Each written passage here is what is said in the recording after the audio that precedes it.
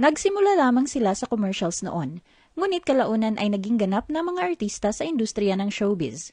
Mula sa simpleng pagiging commercial models, nakilala sila at nakapagpatuloy ng matagumpay na karera sa showbiz at pelikula. Kilalanin ng ilan sa mga commercial models turned stars.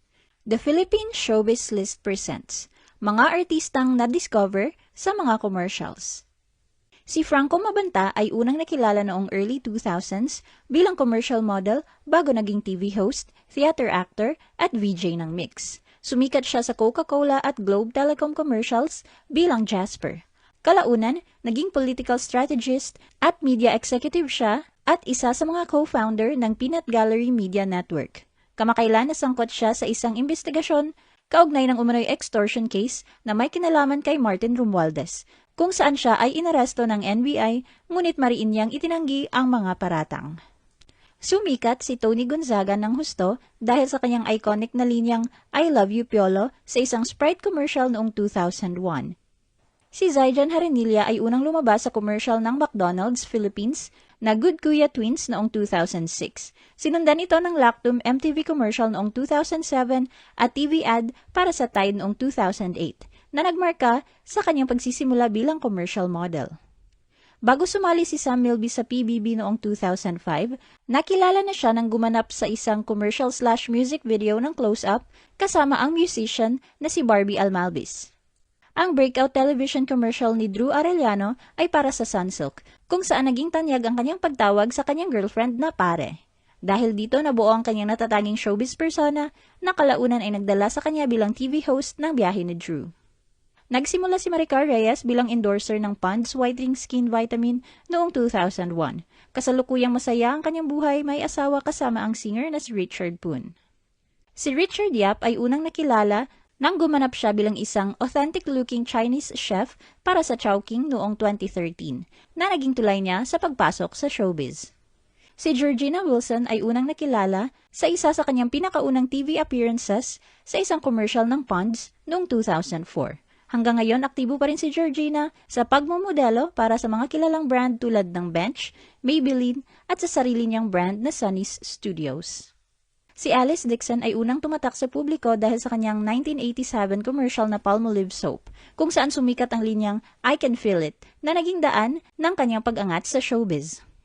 Si Neil Culeta ay nakilala ng husto ng publiko dahil sa kanyang iconic na Nasty Guy persona noong 2010. Si Christian Vasquez ay itinuturing na isa sa mga iconic na commercial models sa Pilipinas matapos ang kanyang paglabas sa PLDT NDD Touch Card commercial noong 2001. Kung saan sumikat ang linyang, kung saan ka masayate, suportahan ta ka. Si Isabel Oli ay unang sumikat sa isang story-based commercial noong 2004 kasama si Piolo Pascual. Naging mahalagang hakbang sa kanyang showbiz career ang series of commercial para sa Max's Restaurant na pinamagatang Forever Yours. Naging artista si Archie Alemania matapos sumikat ang isa niyang commercial para sa junk food na Chippy. Personal siyang ipinahanap ng direktor na si Mac Alejandre para isama sa youth-oriented series na Click.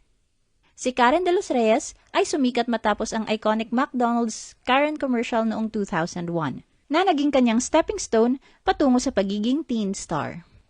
Si Juan Francisco ay tumatak sa publiko bilang cute at bibong bata na sumasayaw sa tugtog ng kantang Boom Boom Pow sa commercial ng fabric softener na Downy. Bago maging bida sa mga teleserye, dumaan muna si El Villanueva sa pagiging sideline commercial model. Nakagawa siya ng mga commercials para sa ilang kilalang brands tulad ng Mang Inasal, PH Care, Talk and Text, Soulmux at Myra E. Si BJ Forbes ay sumikat sa linyang Tolits na naging palayaw na rin niya. Pati na rin ang kanyang signature na pagtaas ng kilay sa iconic na Tide commercial noong 2004. Si RJ Ledesma ay sumikat sa iconic na Royal True Orange commercial noong 1988 na nagbigay sa kanya ng bansag na Joey. Si Renz Valerio ay sumikat sa commercial ng Ladies' Choice Sandwich Spread noong 2000s na naging tanyag dahil sa iconic na linyang Isipin mo na lang, ham yan. Si Chacha Cañete, na binansagang bulilit, ay nakilala bilang makulit at bibong batang babae sa serya ng mga commercial ng Camellia Homes noong 2000s.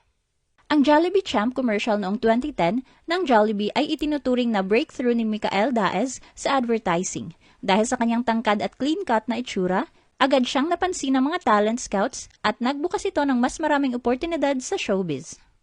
Si Jeff Eigenman ay isa sa mga naging gwapong models noong early 2000s, kung saan ipinakita ang kanyang clean-cut at heartthrob image sa isang Globe commercial in partnership with McDonald's Philippines na ipinalabas noong 2004 at kasama si Georgina Wilson. Si Alexi Miro ay isa pang kwentong Jollibee discovery na naging artista. Unang nakilala si Alexa sa iconic Valentine's Day special ng Jollibee na may pamagat na signs noong 2018 na nagsilbing kanyang ticket to fame. Si Sam Concepcion ay nagsimula sa commercial noong bata pa lamang siya bago naging kampiyon sa Little Big Star at makilala bilang singer-actor. Isa sa kanyang pinakasikat na TV commercials noong 2000s ay para sa Maggie Sinigang. Naging artista si Ryan Agoncillo matapos sumikat sa isang soft drink commercial na Sprite kung saan sablay ang kanyang pick-up lines noong siya ay 19 years old. Matapos sumubok sa iba't ibang auditions, si Paolo Ballesteros ay nabigyan ng pagkakataong lumabas sa TV commercial ng Max Menthol Candy noong 2002. Si Don Zulueta ay nagsimula ng kanyang career bilang isang modelo. Sa edad na 17, lumabas siya sa isang commercial ng Close-Up kasama si Eric Quezon noong 1986. Ang killer smile ni Gabby Concepcion ang nagpasikat sa kanya bilang si Close-Up Boy noong 80s. Si Colleen Garcia ay nakilala bilang Martina sa isang iced tea commercial noong 2010 kung saan binasted niya ang kanyang manliligaw. Lumabas din siya sa commercial ng Pearl Cologne kasama si Enrique Hill. Habang noong 2009 naman ay nakuha niya ang atensyon ni John Lloyd Cruz sa isang ad ng Skin White. Noong 2005, gumawa ng malaking impresyon si Nikki Hill sa kanyang matamis na boses nang kantahin niya ang original na awiting Sana para sa Coca-Cola. Ilang dekada na ang nakakalipas mula nang mag-breakthrough ang hot mama na si Ina Raimundo sa showbiz sa pamamagitan ng beer commercial bilang Sabado Night's Girl. Nakilala si Sulan Yusuf bilang nerdy turned hottie sa 2003 Pop Cola commercial. Si Elise Huson ay unti-unting naging kilalang pangalan sa industriya matapos niyang gumanap sa isang commercial ng McDonald's Philippines noong 2016 na naging daan upang makapasok siya sa PBB House. Ang Lewis and Pearl noong 2008 ay isa sa pinakaunang major commercials ni Enrique Hill, kung saan kasama niya si Colleen Garcia. Sumunod naman ang 2010 Close-Up Summer Break commercial na lalo pang nagpa-viral sa kanya. Si Jillian Ward ay naging bahagi ng Nestle commercial ni Neil Coleta at Colleen Garcia, ngunit ang iconic na Pro Meal commercial ang unang tumatak sa publiko at nagsilbing kanyang big break. Ang yumaong aktor na si Rico Yan ay nakilala bilang ultimate heartthrob noong dekada 90.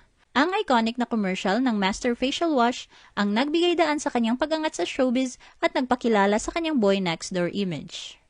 Bago pumasok sa showbiz noong 2009, si Carla Abellana ay isa ng matagumpay na commercial model. Lumabas siya sa mga commercials ng telecom at fast food brands. Isa sa kanyang naging iconic na TV commercial ay para sa Double Mint, kung saan ginamit ang kantang Whole Lotta Lovin' ni Francis Magolona. Bago ang kanyang malaking break sa showbiz, si Nadine Lustre ay veterana na sa mundo ng advertising. Lumabas siya sa mga TV commercial para sa Bambini Cologne, Coca-Cola, Red Ribbon, at iba pang brands. Si Heart Evangelista ay nag-post ng clip ng kanyang pinakaunang commercial noong siya ay 14 years old para sa deodorant brand, kung saan ang kanyang love interest ay si Kogi Domingo. Bata pa lamang si Dinong Dantes nang siya ay maging child model para sa isang dairy product. Nasundan pa ito ng iba pang commercials tulad ng sa Alaska Milk hanggang sa tuluyan siyang makapasok sa showbiz. Lumabas muna si Angel Locsin sa TV commercial ng Coca-Cola noong 2002 bago siya tuluyang makapasok sa showbiz sa programang Click ng GMA Network. Si Marian Rivera ay nagsimula sa showbiz bilang TV commercial model. Isa sa kanyang mga naunang TV appearance ay para sa Skyflakes noong 2005. Ang unang TV commercial ni Alden Richards ay para sa vitamin brand na Cherryfer, na kilala bilang pampatangkad na supplement. Ano ang masasabi mo sa video na ito? Mag-like o mag-react at huwag mahiyang mag-comment. For our YouTube viewers, huwag kalimutan mag-subscribe at i-hit ang notification button. At para sa aming Facebook viewers, mag-like at follow sa aming Facebook page para updated ka sa mga showbiz chika. Thanks for watching!